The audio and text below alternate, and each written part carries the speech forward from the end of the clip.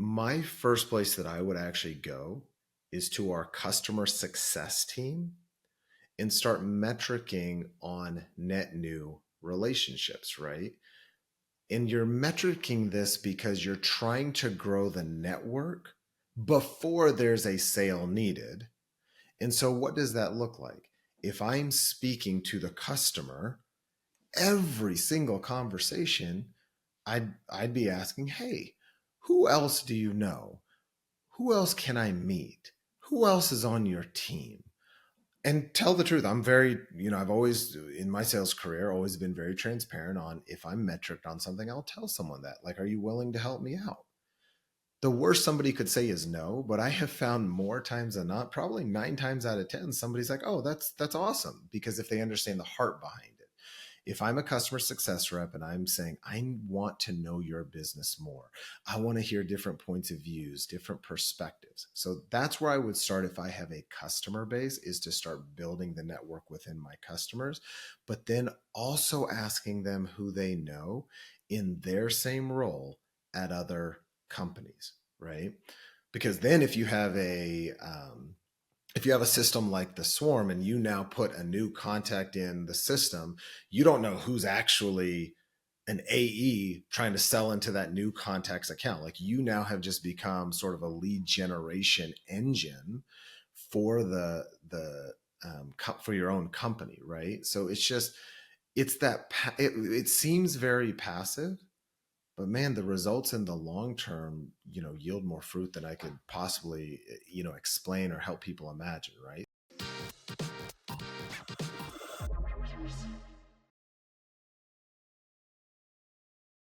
I actually think it's generational, and not generational in terms of age, generational in terms of timing of the market. This isn't new news, but 2010 plus, when you start seeing all of the technological revolution in the go-to-market space that make it easier. I wouldn't even say easier. I would just say more automated to do cold outreach. You see the generation that came into sales in that time, they are force fed these tools. You're told you need to be adopting these tools. And so there's a lot of things that happen inside a company that inadvertently train sellers to focus on cold outreach, right? When you don't have all the tools, yeah, you still pick up the phone. I remember in the 90s, we would literally open the phone book, and that was our thoughts around cold calling, right? And we would just go down the list. But the first thing we would have to do is tap our network. And it's like, hey, who do you know? Who do you know? Who do you know? Because it was the actual fastest way to get a sale in anything that you were doing. And you always heard the term friends and family, friends and family. So I actually think it's a generational thing, that really changes within the culture of how a lot of these companies are built, if I were to be honest.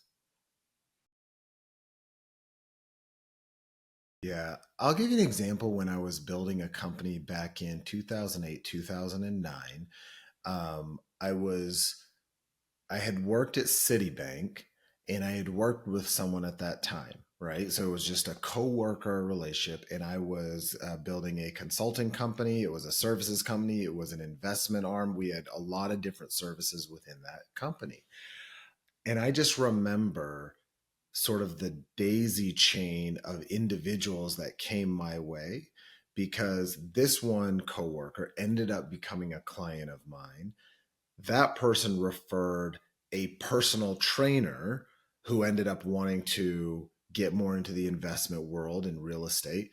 So I just remember this whole, because I tracked it one time, and I think there was like four or five, 2, 3, 4. There was five individuals, starting with the coworker, that essentially turned into roughly over $250,000 in revenue just from those five individuals, and the types of businesses, types of business we were able to interact with together, right? So if you think about that, at that time, I can't remember how many employees we had, but it wasn't like the hundreds that it grew to. It was, I think it was, we had less than 50 employees and contractors. So, it's a significant amount of revenue at that point, especially when the market was crashing.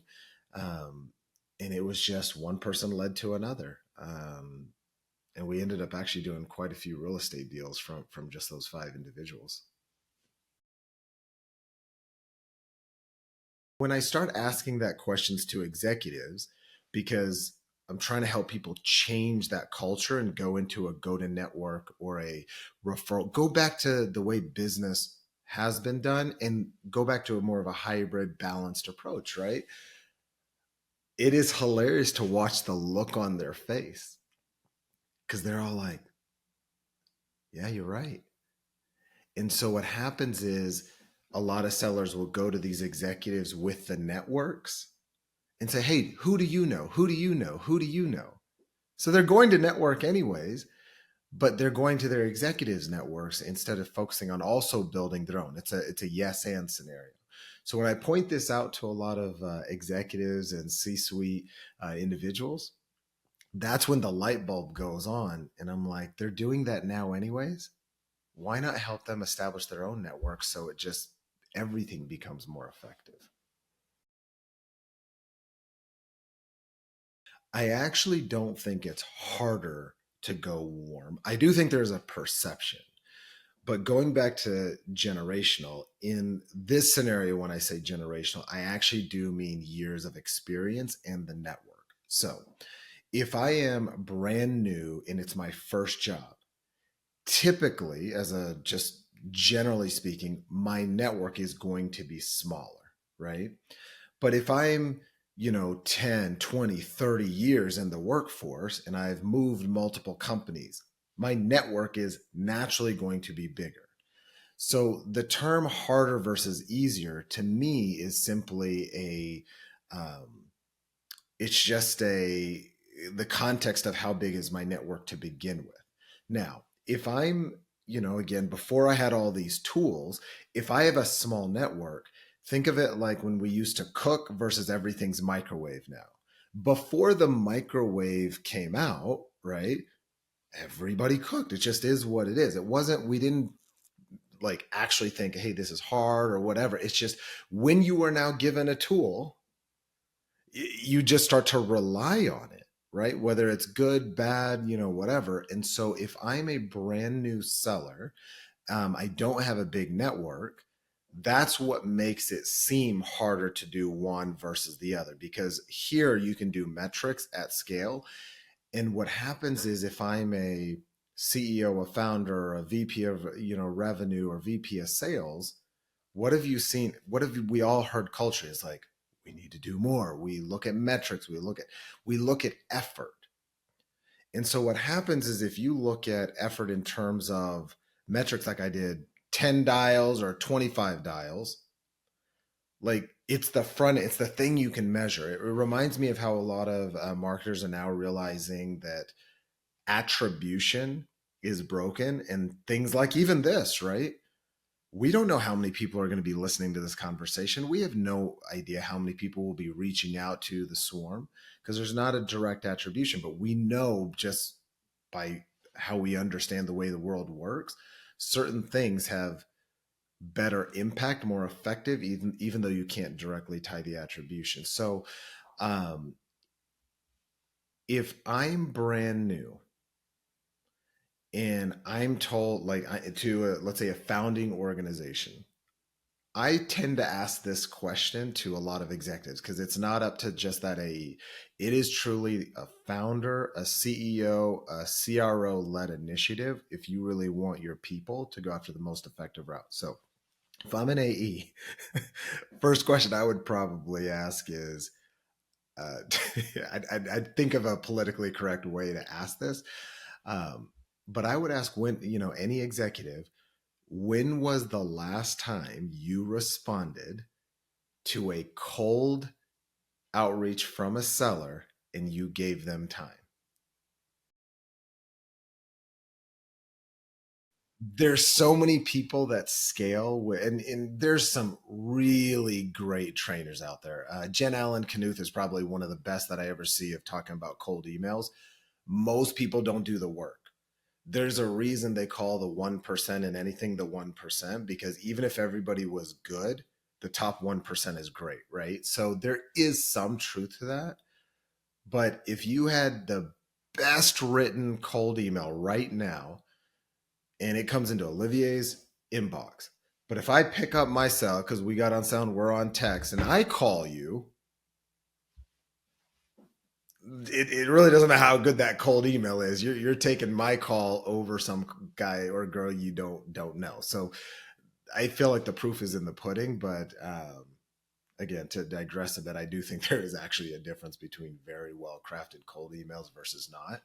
I just still think a warm, connection is still better than all of those combined. I remember seeing a comment where someone goes, should I be going and hiring people with networks? And so I actually don't consider it a new era.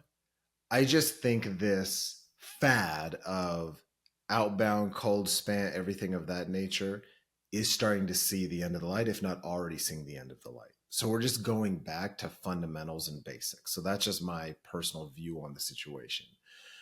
We can call it new terms, go to net, all these different things, but I mean, people do business with people. So it reminds me that comment, my answer would have been yes. Like they go, should I be hiring people with great networks? And I'm obvious answer to me is absolutely. Why not? If you remember, this was the 90s and early 2000s, the way insurance brokers would bring on producers, the way financial advisors would be brought on, how would people determine the value of that broker or financial advisor? It was the quality of their portfolio and the size of their portfolio, because they're bringing that business with them. But what is their portfolio? It's the size of their network or relationships that they have, right? And before all the tools, even when you think about tech, if when companies were verticalizing, they would hire people out of a certain vertical that had a massive network within that vertical. So whether it's financial services, healthcare, something of that nature that could walk them into deals. Take it one step further. Think about board of directors. A lot of times, where do people go to try to get intros? They want those board of directors that could walk them in because they have a massive network. And so it's this asset and this value that most people don't quite understand. And so they don't make a habitual effort to network for the sake of networking, because everyone says you need to be laser focused, you need to be, the task at hand. And while I do actually agree with that, man, you got to set aside a certain amount of time just to meet new people and diversify. And I'll dig more into that later in the conversation. But, that's just my 2 cents on the situation. Everything you have to be a great cold outbound seller, you still have to be in warm outbound. Because if I introduce someone to Olivier, I have, like, if you come to me and say, hey, introduce someone to the swarm, I have to be in two instances very confident. I have to be confident in you, right, Olivia? And I say, I have to know that my reputation is going to be held intact. Because if I go to my buddy who's a CEO and say, you need to talk to Olivia, you should do business together, I recommend Olivia, my reputation is on the line, right? The other part of the equation is, as the seller, which in this scenario would be you have to know exactly what the value prop is for my friend who's a CEO. You actually have to have a solution. You have to be able to know that you're going to take care of them. And the truth of the matter is, with warm referrals, I believe the customer success and the white glove experience has to be even higher, because it's not just someone who came to you on their own. It's someone who came through a warm referral, right? So when you think about what I believe is an added level of pressure, I actually look at it as an added level of incentive. Because if I'm the CEO over here, Like, not only is it on them, like it's shared risk. Like, man, I'm going to be mad at Stephen if he introduced me to someone who didn't do me right.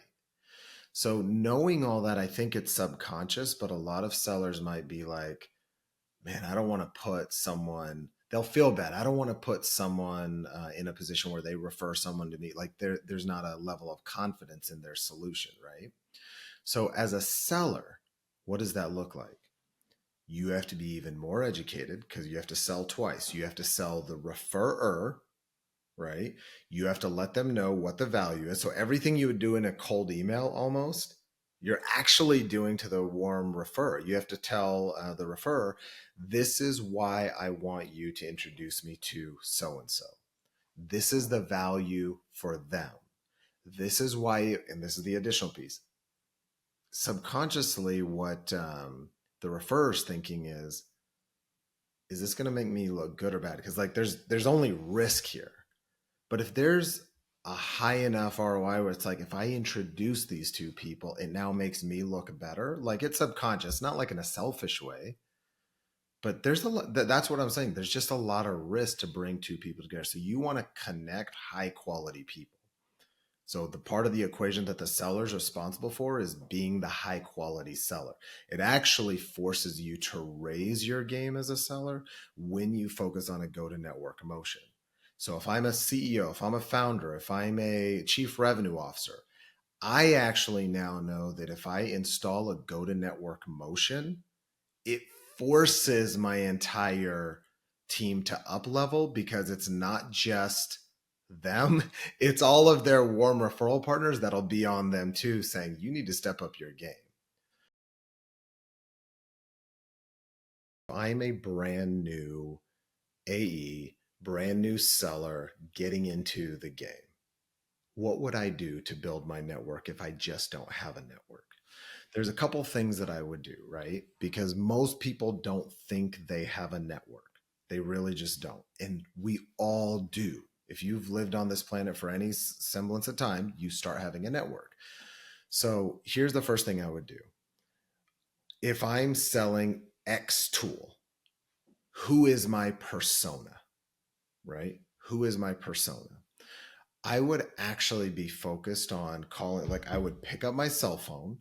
I would start calling people within that I know. I don't care if it's my parents, my brothers, my sisters, my cousins, my family, and asking, I'm curious, do you know anyone that I can interview within this persona base anywhere in your network? They may not be on LinkedIn, but they're in your network, right? So that's one of the first places. The reason I would do that is not only would I learn about my persona, so it would actually feed into my cold email as well. Like I would understand because I would have something to talk about. Again, I don't think cold is dead. I actually think they feed each other, right? So I would first try to reach out to anybody within my network who can introduce me to people with this persona. People with that persona tend to know other people within that persona. And sometimes it's not the first intro, but now you're building your network. It's that second and that third intro, right? So that's one. The other thing is when you think about building a network in a certain area, there's a lot of things that you can go after, right? As a brand new seller, I would still be looking at networking events, all the same things I just said for a founder, right? If I'm trying to get introduced to somebody within a certain geography, right? There's old school tactics of meet someone within that geography. That's actually how the 6 degrees of separation, that's how that research study was. That's part of it, where they would send letters to somebody within that region to see if they knew somebody else within that region. And they were always able to get to the end person, right? So if anyone has not studied up on the 6 degrees of separation, please go do that. I mean, I don't have time to break that down, but it'll give you a lot of tactics on how you can build your network, right? So if I'm a brand new seller, that's what I would be focused on. But a lot of times people don't understand the value of the I forgot the terminology. I was reading a book called Connected, and usually, what happens is the most powerful people in your network are the ones that are on the edge of your network. The individuals that you may not know really well. Like you have deep relationships, but it's that person that maybe you only talk to once every 6 months. Those tend to be a lot of the most powerful people that help you get jobs, get you into companies, introduce you to people. So the more you expand your network, the more you're going to have these edge cases, and you'll have people on the outskirts that can just introduce you in, right? But this is why it's so powerful to make it habitual and try to network every single week. Try to meet just one new person a week. I'm at a stage in my career, I try to get on a call with one new person every day, because in my it doesn't always happen, but 365 people later, I actually think that's more powerful than any amount of money that I can make. Adding 365 new people that I now have met every single year, think about what could happen. One of the things that I've seen as a pitfall for people who are actually great networkers in terms of their ability to meet new people is they tend to create, there's a propensity to create an echo chamber, and you start meeting people only within your own circle. So if I'm a CRO, if I'm a VP of sales, I might know a lot of those individuals. But one of the most powerful pieces that I found to great network building is something I say: sophistication through diversification. So if I'm an AE, and we talked earlier about that that resistance to do warm intros because it puts our referrer in a place where now they're at risk. Here's why, what I mean by sophistication through diversification. The more people that I know and the more diverse my network is, naturally, the more educated I become. So, for example, I just realized this recently. I reached out, as on a referral basis, to an individual on LinkedIn that we had worked together, but we didn't know each other personally. He's in the manufacturing space. I don't know anything really about manufacturing, so I haven't really been liking his stuff. I haven't been digging into that. That's just not the area. That's like one industry that I'm not like, I consider myself an expert in. But man, as I started reading his stuff, and he had told me, hey, you don't really engage with my stuff. He's really busy. He wasn't able to give me time, and fair enough. But here's the thing: the more diverse your network is, the more educated you're going to become, the more sophisticated you will be as a seller. That to me is one of the tricks of the trade of some of the best networkers and some of the best sellers is they have a very diverse network. It's much like we say with investments, right? Diversify your portfolio. It's the same thing with people. Be open enough that if someone has a stark opposite opinion to you, they're probably more valuable in your network than you would let on to believe. So don't surround yourself with people who think like you. It's actually the exact opposite.